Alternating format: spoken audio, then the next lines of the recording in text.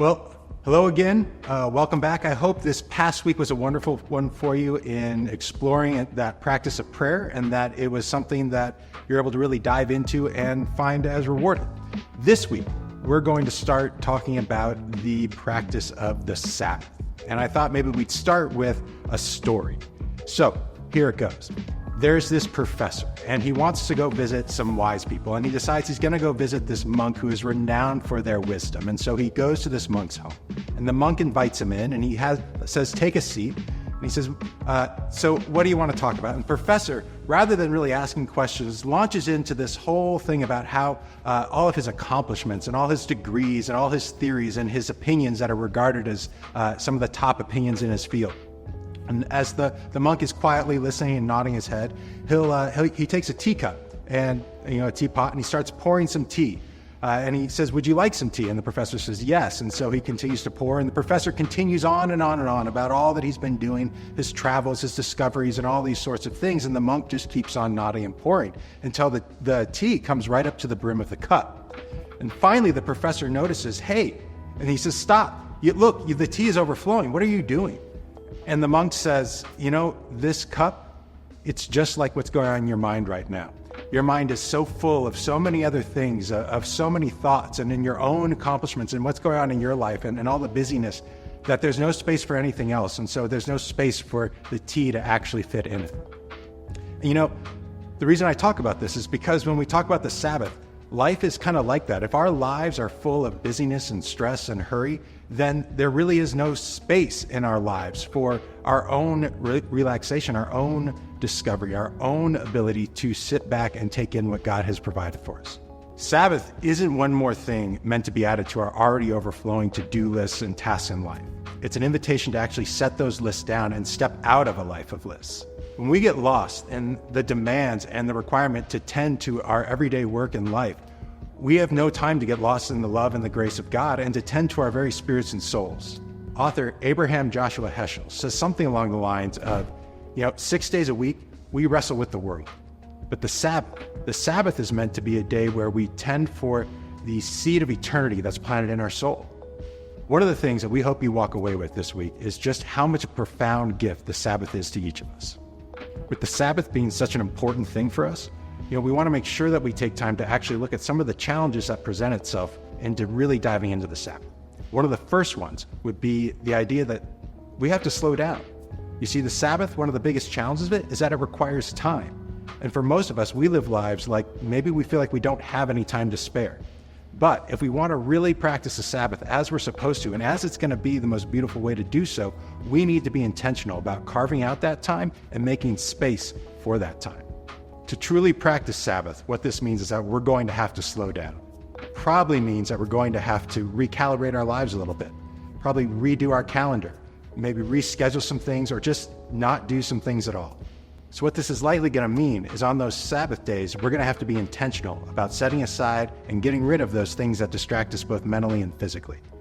There's a good chance is what this means is that you're going to have to set aside your phone for most of the day and find yourself ignoring those things that you're wanting to get done around the house with the time that you have.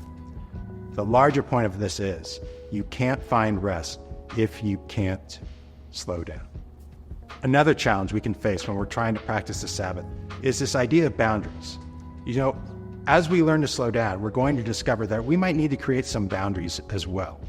What we mean by this is that we're going to find that there are things and sometimes people that are going to want to pull our lives and our minds back into that place where we're feeling hurried and stressed. One of the ways that we can actually set up these boundaries is by creating two different lists. The first list is going to be your I will list. The second is going to be your I will not list. For example, your I will list, maybe it might include things like sleep in, eat a meal as a family, or just go and find something life-giving to do. On the other side, your I will not list might include things like answer email, do chores around the house, watch the news, or run errands. Everybody's I will list and I will not list are going to look a little bit different. And we're going to have to experiment and tinker around with them a little bit to find what's right for us. A great way to kind of discover that is to filter them through these 4 questions. Am I taking a break from the things that I normally do during the week? Is this restful? Does this bring me joy? Am I doing something that creates space for me to connect deeply with God? Just remember that these boundaries and lists aren't meant to be legalistic rules that we're supposed to strictly follow, but rather they're things to just kind of help create boundaries so that we can really explore and experience that Sabbath in the full way that it was meant to be. A third challenge is finding joy and delight in the Sabbath.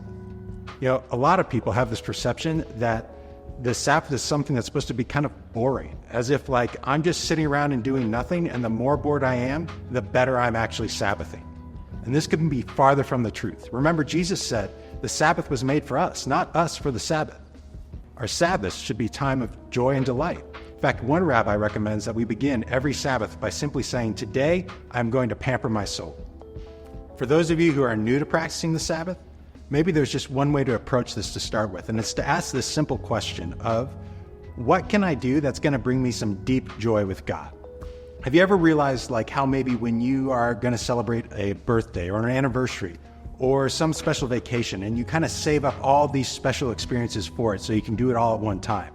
Well, psychologists actually have a term for this, and the term is called pleasure stacking. So the Sabbath itself can be a day for pleasure stacking. And so maybe another question to ask is, what does pleasure stacking look like for you? Is it a meal or dessert that you only have once a week on the Sabbath?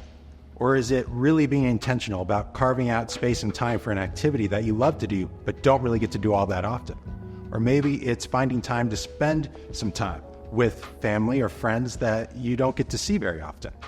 Whatever it is that you decide to do, make sure that it's activities that feed and pamper your soul.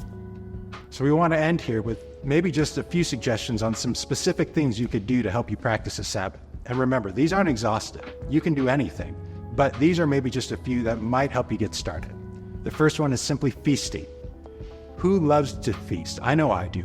And nothing's better than getting together with family and friends and finding your favorite foods and desserts and drinks and celebrating the day with them. The second one, it could best be spending the day practicing gratitude, reflecting and enjoying the things that you're grateful for, and looking at how God has blessed us in our lives. And once we're able to see that, we're able to see a rich and beautiful life that we have. The third one could be play. There are lots of things that we can do to play. What activities are fun for you? Is it a board game with the family? Is it a jigsaw puzzle? Is it going out and doing a particular sport? I know we got a lot of pickleballers out there. Lastly, maybe it's spending some time in nature. A lot of people love nature, going on hikes, watching the sunset, just experiencing nature and the beauty of what God has created. In addition to those, there are a whole bunch of other ones that you could do. It could be going for a walk, going for picnics, singing, dancing, looking at art. Maybe a Sabbath for you is just listening to dad jokes. But whatever it is, enjoy it. Remember, Sabbath is supposed to add rest to your life, not stress to your life. If doing a full 24 hours of rest is too stressful for your life right now, start small. Start with just a few hours at the end of your week. Discuss with your group what might work for you in your Sabbath practice.